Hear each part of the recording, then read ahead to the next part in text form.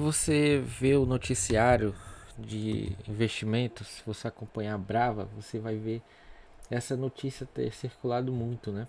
Que a Brava reveste lucro e tem prejuízo de 350 milhões no primeiro trimestre. E realmente ela teve aqui um prejuízo de 350 milhões, né? Mas se eu te disser que esse prejuízo, na verdade, esconde o melhor resultado operacional da empresa em toda a sua história.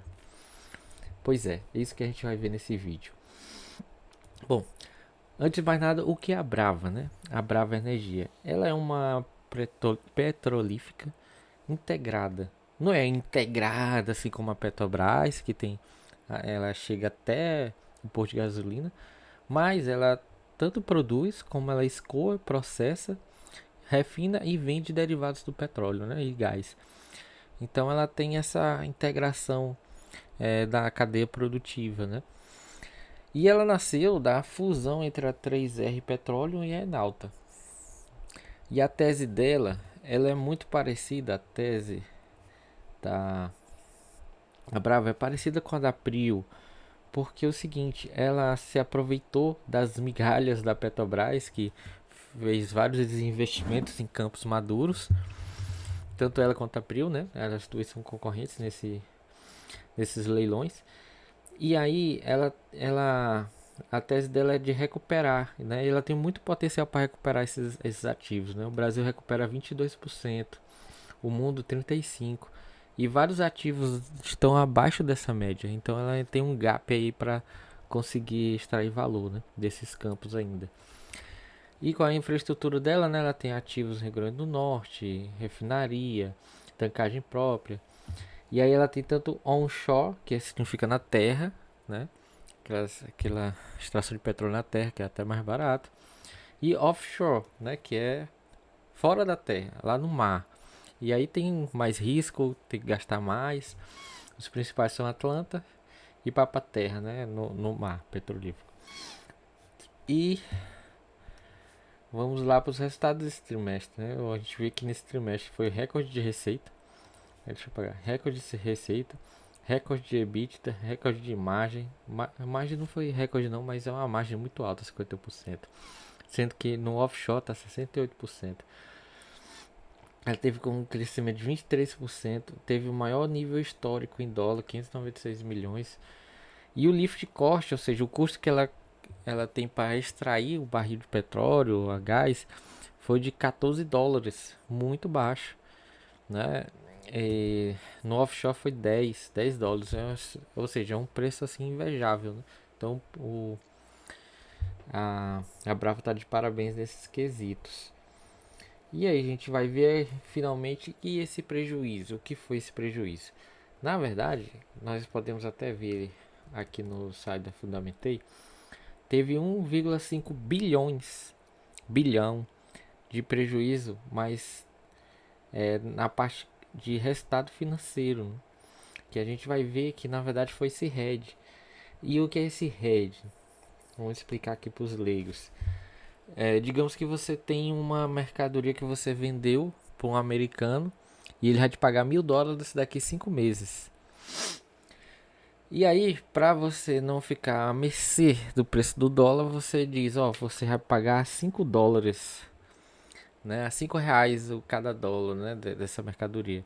Então você já tem travado ali R$ 5.000 garantido daqui a 6 meses. Quando chega nesses 6 meses, o dólar em vez de 5 tá a 6.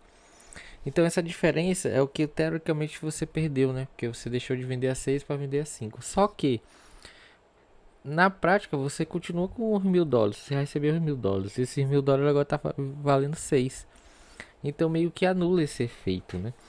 É mais ou menos o que aconteceu com a Brava. Ela teve esse efeito do hedge porque ela travou o preço a $64, mas o preço disparou para 118 por causa daquela confusão do Trump com os iranianos lá no Estreito de Hormuz. E aí, contavelmente, ele marcou todo esse hedge que ele tinha como prejuízo. Toda essa diferença ela marcou como prejuízo, né? Só que isso é não caixa, né? Isso só tá nos livros. O que saiu mesmo foi só 19 bilhões e não 2,1 bilhão. né? E o óleo físico ficou até mais caro, ela vendeu mais caro, né? Então teve um ganho na receita. Então esse prejuízo aqui está desmascarado. Ainda ela ganhou uns créditos tributários por conta desse prejuízo. Então, na verdade, é aquela coisa ruim que foi boa. E aí ela teve um ponto preocupante porque ela teve uma queda nos resultados onshore na terra, né, produção, por causa da interdição parcial da ANP, né, da Agência Nacional do Petróleo. E ficou parado, é um prejuízo enorme. Ela, em compensação, nos offshore, ela teve um crescimento, né, da produção, teve um recorde também de margem. Então o offshore meio que compensou a má fase do onshore. E ela já está se recuperando, ela está em 79,7, acho que é barris de óleo, né? E o ruído do onshore foi pontual. Perfuração em curso, ou seja, tem mais postos, mais produção vindo aí. E a principal tese, na verdade, da Brava não é nem a questão dessa produção, mas sim a desalavancagem, porque em poucos trimestres saiu de 3,37 para 1,84, ou seja, a dívida vem caindo trimestre a trimestre, né? Sendo que uma menor alavancagem desde a fundação, teve geração de caixa livre de 1,08 bilhões de dólares. E a nota, né, a nota de crédito delas aumentou, né, melhorou, justamente por conta disso, né, ela reduziu a alavancagem, está com dinheiro em caixa. Então é importante reduzir essa nota porque reflete na taxa de juros que vão ser cobradas de você. Bom, continuando aqui, né, ela teve uma notícia boa também das reservas, ela tem 611 mil bolts, barris de óleo, né? É uma métrica juntando petróleo e barril. É como se fosse o estoque dela. Ela tem 611 milhões, digamos assim. E enfim, ela também vendeu algumas participações. Isso aqui não é muito importante. Aqui são reservas provadas, né? 1P. E as prováveis 2P. Bom, vamos continuar. Então, mais um detalhe é que a alta desse estreito causado por essa guerra lá no Estreito de Hormuz, ela não se refletiu ainda no resultado completo da empresa. Então, esse segundo trimestre vinha a ser bem mais expressivo. Sem contar também que não vai ter aquele efeito negativo tão pesado do resultado financeiro, porque ela meio que já jogou tudo agora, né? Ah, vamos ver aqui. Então, quais são os riscos dessa tese, né?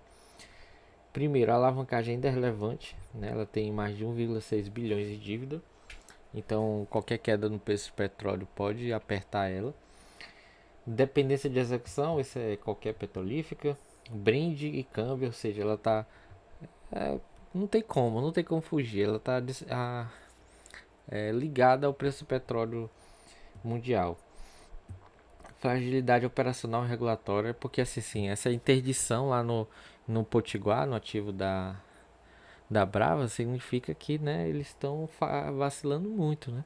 Porque não era para a agência ter interditado, né? Então alguma coisa aconteceu. Benefícios: o DN tem prazo, ela tem um benefício fiscal até 2027. Ao expirar, a carga tributária sobe naqueles ativos. Então, né, ou ela tem que se preparar ou ela tem que conseguir a renovação, né, para não ter esse impacto tão grande. Bom, continuando aqui, eu compraria. Conclusão. Olha, eu sinceramente não compraria, por causa que eu não domino muito o setor de petróleo, me sinto inseguro em investir em alguma petrolífica, né? Mas se eu fosse teria tranquilamente na minha carteira, porque assim, apesar de ser uma tese de desalavancagem, ela já mostrou que ela gera caixa, mostrou que ela receita, então ela pode sim ser um turnaround, digamos assim, né? Que a gente pode ver a cotação dela aqui, ó. A cotação dela aqui, bora excluir isso aqui. Ó, vê que não mudou muito, né? 6%, 0% aqui em um ano. Até que em um ano, mais ou menos, 10% é o negativo. Então, assim, é uma empresa que tem essa chance de explodir, né? Agora, o que pesa contra ela? Dívida ainda relevante, fragilidade operacional, depende da execução e a volatilidade dos resultados de brand, câmbio e hedge, né? Ela tem três variáveis aí. Então, para mim ainda é complexo. Então, assim, não é uma recomendação, estou mostrando aqui os pontos negativos e positivos para você tomar sua própria decisão. E não esqueça de seguir o canal e deixar um comentário para o próximo vídeo.